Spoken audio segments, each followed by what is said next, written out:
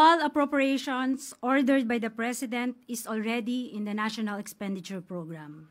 That is why it is called the President's Budget.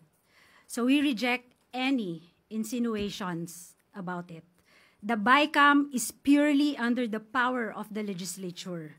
We respect and strictly follow the budget process, and all our actions are above board.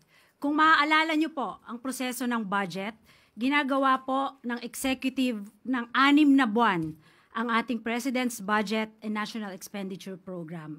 Ayon sa Constitution, we have 30 days after the State of the Nation Address para isubmit ang National Expenditure Program sa Kongreso. At ayon din sa Constitution, pagkatapos natin masubmit po ang budget sa Kongreso, magkakaroon po tayo ng briefings, di po ba? So ginawa din po yan ng executive para ma-explica po kung ano ang laman ng President's Budget at ng National Expenditure Program. Pagkatapos po nun, magde-deliberate na po sila. Wala na pong role ang Office of the President, ang executive sa BICAM.